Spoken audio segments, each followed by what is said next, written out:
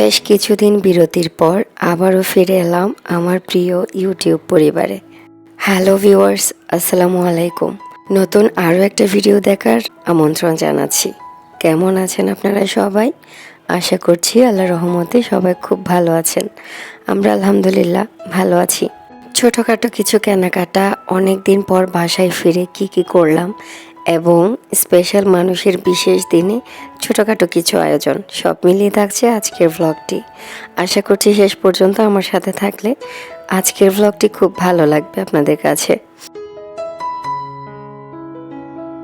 ভিডিওটা শুরু করেছি এই যে খাওয়া দাওয়া দিয়ে। সেদিন ছিল 14ই ফেব্রুয়ারি। অনেকের কাছে এটা ভ্যালেন্টাইন্স ডে। যাই হোক, ভ্যালেন্টাইন্স ডে বলে আসলে কোনো কিছু আমরা সেলিব্রেট করি না, বাট সেদিন চিটংয়ে আমাদের লাস্ট দিন ছিল। তো আমার ননাসের 2 ছেলে মেয়ে, আপুর ছেলে মেয়েকে নিয়ে আমরা একটু বাইরে কিছু খেতে যাব ওরকমটাই প্ল্যান করেছিলাম। তো বিশেষ দিন উপলক্ষে নয়, এমনিতেই আসলে একটু খাওয়া দাওয়া করার প্ল্যান ছিল, সেই উদ্দেশ্যেই বের হয়েছিলাম। তো এখানে চিটংয়ের বারকোড ফুড জাংশন যে রেস্টুরেন্টটা আছে সেটাতে গিয়েছি। আমার অনেক দিনের ইচ্ছে ছিল এটাতে যাওয়ার। এটা হওয়ার পর থেকে আসলে কখনো আমার যাওয়া হয়নি, বাট আমি অনেক ভিডিও দেখতাম যে এখানে সবাই যাচ্ছে এরকম। যাই হোক, আমরা বেশ খাওয়া দাওয়া করে নিয়েছিলাম, তারপরে বের হয়ে গিয়েছি এখান থেকে। এখানের খাবারের প্রাইস অনেকটা বেশি। তারপর হচ্ছে আমরা যেহেতু 4 জন ছিলাম, যতটুকু খেয়েছি অতটুকুতে আসলে সবার পেট ভরেনি। আপুর ছেলে মেয়ে ওরা হচ্ছে, ওদেরকে জোহানের বাবা বলল চলো আমরা তেহারি খেয়ে আসি। তো ওখানে আগ্রাবাদের একটা কি বলবো, কাচ্ছির একটা দোকানে, ওটা একটা লোকাল শপ ছিল আর কি, কাচ্ছির শপ ছিল। তো ওটাতে আমরা গিয়ে আবার একটু তেহারি খেয়ে নিয়েছিলাম। যদিও আমি খাইনি, আমার আসলে রাতে অত বেশি খেতে ভালো লাগে না। এনিওয়েজ, এর পরের দিনই আমরা ঢাকায় চলে আসব। তো এই তো ঢাকার উদ্দেশ্যে আমরা অলরেডি রওনা দিয়ে দিয়েছি। আমরা এখান থেকে একটা বাসে উঠেছি, যেটা হচ্ছে ডাবল ডেকার যেটা বলে, উপরে স্লিপার, নিচে হচ্ছে বিজনেস ক্লাসের যে সিটগুলা সেরকম থাকে। তো আমার জোহান বাবার ভীষণ মন খারাপ, বেচারা একদম মন খারাপ করে বাইরে তাকিয়ে আছে জানালা দিয়ে। একবার বেড়াতে গিয়ে দাদার বাড়ি, নানার বাড়ি, খালামণির বাড়ি, সবার বাড়ি ঘুরে এসেছে। তো সব জায়গায় ভীষণ আনন্দ করেছে, অনেক মজা করেছে। তো তার নিজের বাসায় ফিরতে একদম ইচ্ছে করছিল না এরকম আর কি। তো আমরা গাড়িতে আসতে আসতে নূরমহল যেই হোটেলটা আছে কুমিল্লাতে, সেখানে আমাদের বিরতি দিয়েছিল। তো দুপুর টাইমের জার্নি যেহেতু, আমরা ওখানে লাঞ্চ করার জন্য বসেছি। বলো, আবার বলো, কি খাবে? তুমি কি খাবে বাবা? কি খাবা? আমি ওকে জিজ্ঞেস করছিলাম, বাবা তুমি কি খাবে? দেখি সে উল্টা আমাকে জিজ্ঞেস করছে আমি কি খাবো। বিষয়টা আমার কাছে খুব কিউট লেগেছে। পরে আমি ক্যামেরা অন করে ওকে বললাম, কি বলছিলে বাবা, আবার বলো তো। তো সে আবার বলছিল আর কি। যাই হোক, এখানে আমাদের খাবার দাবার চলে এসেছে। আমরা দুপুরে এগুলো দিয়ে লাঞ্চ করে নিয়েছি। এরপরে গাড়ি আবার চলতে থাকে ঢাকার উদ্দেশ্যে। পরে আমরা ঢাকায় চলে আসি। এই যে অলরেডি আমার নিজের বাসায় চলে আসলাম।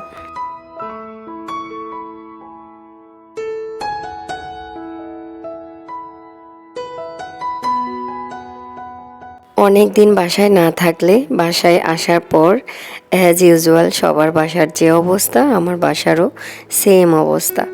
এত বেশি কাহিল করে রাখে পুরুষ মানুষ যখন আসলে বাসায় থাকে। আমি তো বেশ কিছুদিন ছিলাম না, জোহানের বাবা মাঝখানে গিয়েছে নির্বাচনের সময় ভোট দেওয়ার জন্য।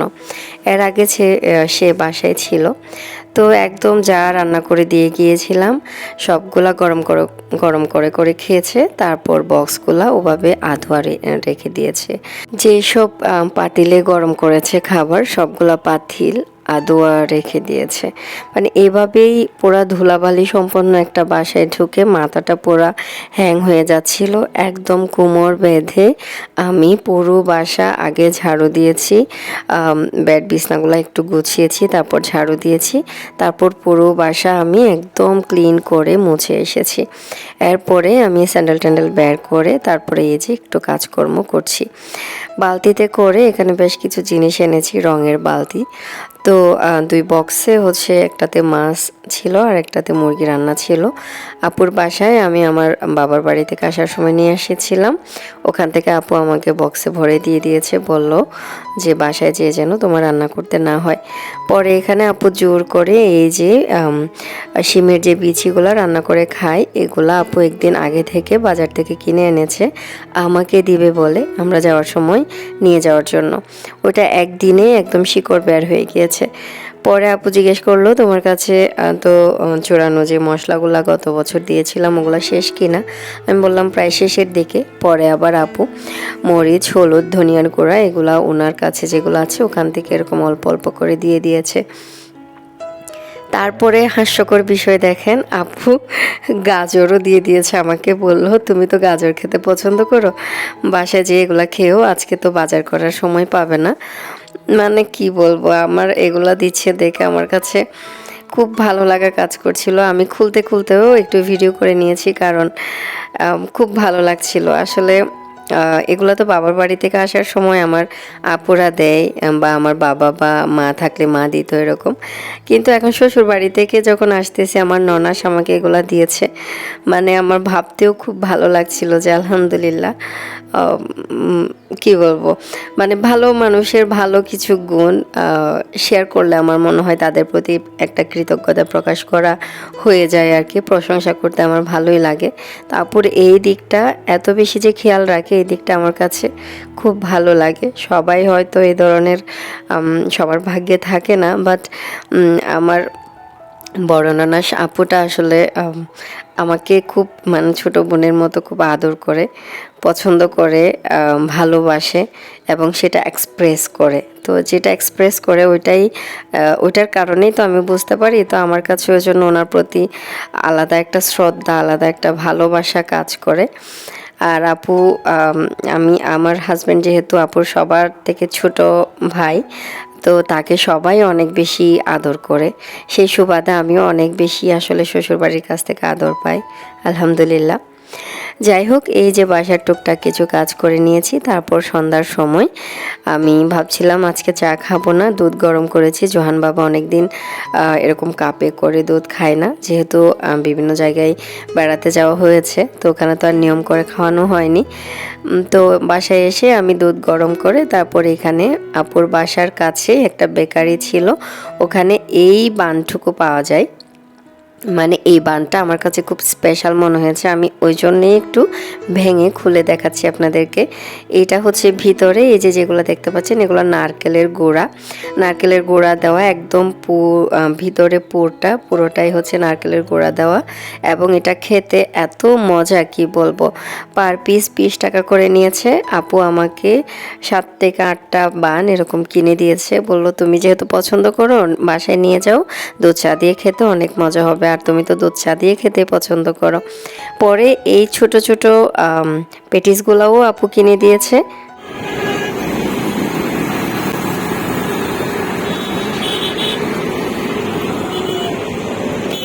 পেটিসগুলো খেতে খুব মজা, দুধ চায়ে দিয়ে খেতে, ওই জন্য আমার কাছে খুব ভালো লেগেছিল বলেছিলাম। পরে আপু এগুলো কিনে দিয়েছে। এনিওয়েজ, ওইটা নিয়ে পরে আরেকদিন দুধ চা দিয়ে খাওয়ার সময় আপনাদের সাথে শেয়ার করব। আজকে আমি পরের দিন, যেহেতু এটা পরের দিন, আমি শনির আঁকড়ায় একটু গিয়েছিলাম বাজারের ওখানে একটা কাজে। একটা না 2-3টা কাজ একসাথে করে নিয়ে গিয়েছি, আমি একাই গিয়েছিলাম। তো বাসায় ফিরেও এসেছি, ওখানে আসলে ভিডিও করিনি, কারণ একা কোথাও গেলে ওখানে সেফটির একটা ব্যাপার থাকে। আর আমি কাজে যেহেতু গিয়েছি, মোবাইল বের করে ক্যামেরা অন করিনি। ওখান থেকে আমি একটু RFL বেস্ট বাই গিয়েছিলাম, তো ওখান থেকে টুকটাক কিছু কেনাকাটা করেছি যেটা একদম প্রয়োজন বাসার জন্য। সেটা হচ্ছে এই স্প্যাচুলাটা। এটা আমি অনেক দিন থেকে খুঁজছিলাম না, মানে কিনতে চাচ্ছিলাম, বাট এটার একটু প্রাইস বেশি, মানে ভালোটার একটু প্রাইস বেশি, যেটার কোয়ালিটি একটু ভালো। তো এটার হ্যান্ডেলটা যেহেতু উডেন, কাঠের যে কোনো কাঠের ছোঁয়া আছে, এরকম যে কোনো জিনিস আসলে দেখতে একটু আলাদা ভালো লাগে দেখতে। তো ওটার প্রাইস ছিল 270 টাকা খুব সম্ভবত। তো আরেকটা এখানে পুডিং রাখার জন্য একটা প্লেট নিয়েছি। এই প্লেটটাও অনেকদিন আগে থেকে নিতে চাচ্ছিলাম। এর আগে যেই দোকানটায় গিয়েছিলাম ওটাতে ব্ল্যাক কালার ছিল, আমি আসলে ব্ল্যাক কালার নিতে চাচ্ছিলাম না, আমি হোয়াইটটা নিতে চাচ্ছি। পরে আমি এটা পেয়েছি তো এটাও নিয়েছি। রমজানে বেশ কিছু শুধু পুডিং না, কেক, পুডিং বা অন্য যে কোনো খাবার সার্ভ করার জন্য এটা কাজে লাগবে। আর অনেক দিন ধরে রমজানের আগেই কিনবো বলে বলে সারা বছর ওয়েট করেছি এই লাইটগুলা। এগুলা আসলে বিভিন্ন আপুদের রমজানের ডেকোরেশনে আমি দেখতাম, পরে আমার নিতে খুব ইচ্ছে করতো, বাট আমি হাতের কাছে পেতাম না। যখন আরএফএল বেস্ট বাইয়ে যেতাম আমি এগুলো খুব একটা চোখে পড়েনি আমার, হয়তো বা ওই আউটলেটে ছিল না। পরে আমি এখন শনি আখড়ার আউটলেটে এটা পেয়েছি। এটা হচ্ছে হাদিস লেখা আছে এরকম একটা লাইট। তো এটার প্রাইস হচ্ছে 240 টাকা, আর একটু ছোট এটার প্রাইস হচ্ছে 110 টাকা। এটা ব্ল্যাক কালার হওয়াতে লাইট জ্বালালে খুব সুন্দর ওয়ার্ম একটা লাইট বের হয়। এটা আমার কাছে খুব সুন্দর লেগেছিল। আমি খুব বেশি একটা টাকা পয়সা নিয়ে যাইনি, আর একদম লাস্টের দিকে গিয়েছিলাম আরএফএলে, যার কারণে আমি আরও একটা নিতে চাচ্ছিলাম বাট আর নিতে পারিনি আর কি।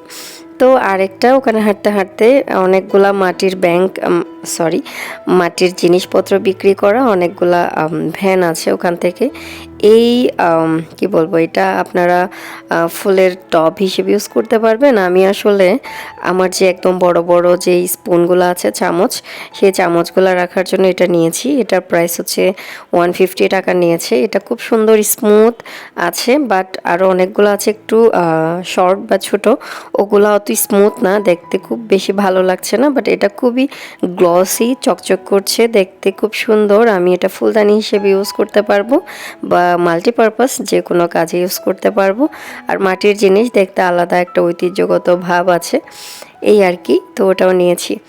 তারপরে গিয়েছিলাম আমার ভাইগনার জন্য, আমি শার্ট প্যান্ট গিফট নিয়ে গিয়েছিলাম ঈদে পরার জন্য। তো ওগুলো ওর সাইজে হচ্ছিল না, পরে আমি ওগুলো ব্যাগ এনেছি বাসায়। তো ওগুলা আমি শনি আঁকড়ে নিয়ে গেছিলাম মার্কেটে একটু এক্সচেঞ্জ করে বড় সাইজ নেওয়ার জন্য, বাট শার্টের বড় সাইজ পেলেও প্যান্টের বড় সাইজ পাইনি। পরবর্তীতে প্যান্টটা রিটার্ন দিয়ে আমি জোহানের জন্য এখানে একটা জিন্স প্যান্ট আর একটা হচ্ছে গেঞ্জি নিয়ে এসেছি।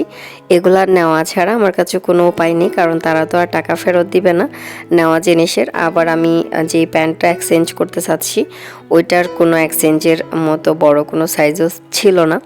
পরে আমি জোহানের জন্য এই প্যান্ট আর গেঞ্জিটা মানে ওই সেম টাকায়, আরও কিছু টাকা দেওয়া লেগেছে, তো নিয়েছি এই আর কি।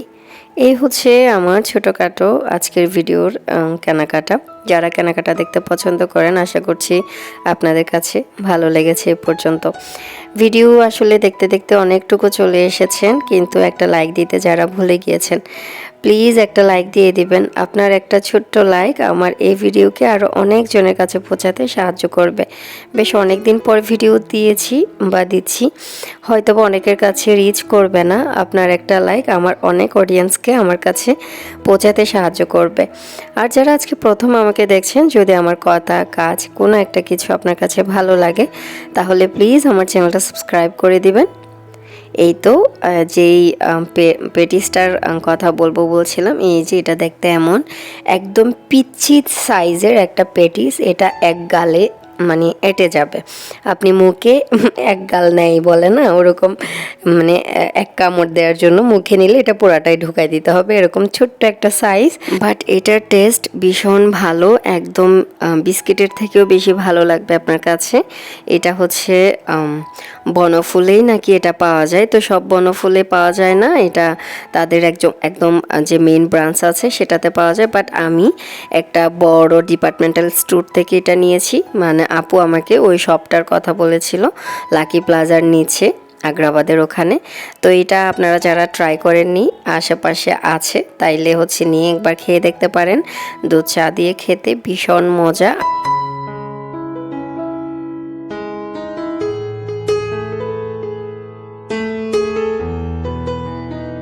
একদম রমজানের 3-4 দিন আগে বাসায় ফিরে আমার তো নাজেহাল অবস্থা, বাসার অবস্থা খুব খারাপ। তার উপর রমজানের জন্য কোনো প্রিপারেশন নেওয়ার সুযোগ হয়নি, যেহেতু এতদিন বাসার বাইরে ছিলাম।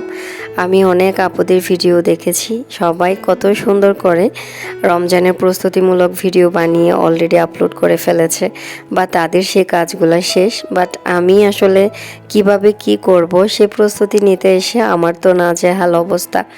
এমনিতে বাসার অবস্থা কাহিল, সেটা পরিষ্কার করতে করতে দেখা যাচ্ছে রমজানের জন্য আলাদা কিছু যে প্রিপেয়ার করে রাখবো সেই সময় সুযোগটা আমি খুব একটা পাচ্ছি না।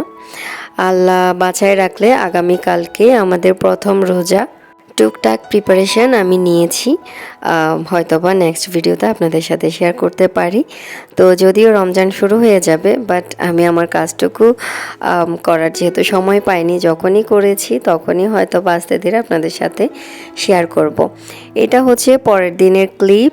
এটা পরের দিন সকালবেলা নাস্তা বানাতে এসেছি। ভালোবাসার জন্য আলাদা কোনো দিন লাগে না, বিশেষ ফিল করানোর জন্য আলাদা কোনো দিন লাগে না। বাট যখন কারো বার্থডে, কোনো দুইটা মানুষের অ্যানিভার্সারি বা বাচ্চা কাচ্চার একটা বিশেষ দিন বা হাজব্যান্ডের বিশেষ দিন বা ওয়াইফের বিশেষ দিন, আমার কাছে মনে হয় এটা একটা উপলক্ষ একটা মানুষকে বিশেষ ফিল করানোর। তো আমি সবসময় চেষ্টা করি আমার বাবুর জন্মদিন হোক, আমার হাজব্যান্ডের জন্মদিন হোক বা আমাদের অ্যানিভার্সারি হোক, একটু বিশেষ কিছু করতে যেন নিজেদেরই ভালো লাগে। ইভেন আমি আমার বার্থডেতে আমার জন্য আমার হাজব্যান্ড কী করছে সেটা দেখি না, আমি নিজেই কেকের দোকানে যেয়ে কেক কিনে এনে সুন্দর করে টেবিল সাজিয়ে মা ছেলে মিলেই আমি অনেক সময় কেক কেটে ফেলি। ইভেন গত 2 বছর আগে এরকম কেক কাটছিলাম, বানিয়ে এসেছি, হাজব্যান্ড ভুলেই গিয়েছিল। এটা আমি ভিডিওতে শেয়ার করাতে আমার অনেক অনেক প্রিয় একজন মানুষ, আমার অনেকেই চিনবেন, শাহিনুর আপু আসলে আমাকে কমেন্ট করেছিল, রেশমি তুমি যে নিজে স্বাধীনভাবে যে একটা কেকের দোকানে যেতে পারছো, তারপর নিজে কেক কিনে এনে নিজে কেটে খেতে পারছো, এইটা তো অনেক মেয়েরা পারে না। এই স্বাধীনতাটুকু অনেক মেয়েদের নাই। তাহলে শুধু শুধু হাজব্যান্ড মনে রাখেনি, হাজব্যান্ড কিছু করেনি, এটা মাথায় রেখে কিসের জন্য মন খারাপ করবে? তুমি যেটা করেছো একদম বেস্ট একটা কাজ করেছো, নিজেকে নিজে ট্রিট দিয়েছো, নিজের জন্যই করতে পেরেছো। এতটুকু অনেক মেয়েরা করতে পারে না নিজের জন্য। তো এটা শুনে আমার কাছে খুব ভালো লেগেছিল। আজকে শাহিনুর আপুকে মনে পড়ছে এই কথাটা বলতে যেয়ে। আর তাছাড়া শাহিনুর আপুকে আমি অনেক অনেক মিস করি, প্রায় সময় আমার আপুর কথা মনে পড়ে। এত ভালো একজন মানুষ আর এত সুন্দর কন্টেন্ট ক্রিয়েট করতো আপু, কিন্তু হারিয়ে গেল আমাদের কাছ থেকে। ওই সময়ের আমরা বেশ কিছু আসলে রয়ে গিয়েছি এখনও, কিন্তু আপু হারিয়ে গিয়েছে। আমার আপুকে খুব মনে পড়ে। যাই হোক, ওই দিন ছিল আমার হাজব্যান্ডের বার্থডে। সে গত রাতে একদম তাদের পোস্ট এডমিশন নাইট ডিউটি করে বিধ্বস্ত অবস্থায় বাসায় আসবে আমি জানি, কারণ রাতভর রুগী রিসিভ করে বা হচ্ছে রুগী নাইট করা আসলে খুবই কষ্টের। এডমিশন ডিউটির পরের দিন পোস্ট এডমিশন যে নাইটটা, সেটা খুবই কষ্টের, কারণ খুবই রুগী খারাপ থাকে, সারাক্ষণ এদিক সেদিক ছোটাছুটি করা লাগে, রাতভর ঘুমাতে পারে না। তো তার জন্য আমি চিন্তা করেছিলাম সকাল সকাল নাইট ডিউটি করে আসবে, তার জন্য আমি কি করব। তো রাতে আমি একটা পুডিং বানিয়ে রেখে দিয়েছিলাম এবং সকালে উঠে আমি চাউমিন রান্না করেছি। এই যে এতক্ষণ ধরে চাউমিনটা রান্না করলাম কথা বলতে বলতে, সেটাই তো কারণ। সে খুব চাউমিন পছন্দ করে, নুডলস চাউমিন এগুলা পেলে তার জন্য আর কিচ্ছু লাগে না। আর পুডিংটাও খুব পছন্দ করে। এখানে আমি 2টা পেপারে 2টা লিখে রেখেছি। হ্যাপি বার্থডে জোহানের জন্য একটা লিখেছি, আমার নিজের জন্য একটা লিখেছি। জোহানেরটা যখন তার বাবা বাসায় ঢুকবে, তো ঢোকার সময় সে তার বাবাকে দিয়ে দিবে, আর আমারটা আমি এখানে টেবিলে সুন্দর করে সাজিয়ে রাখছি। যখন পুডিংটা কেটে খাবে তো তখন সামনে এটা থাকবে, এইটুকু আর কি। তো গত রাতে আমি এলাকায় এখানে অনেক হেঁটেছি বাবুকে নিয়ে, যেহেতু ওর বাবা বাসায় ছিল না, নাইট ডিউটিতে ছিল।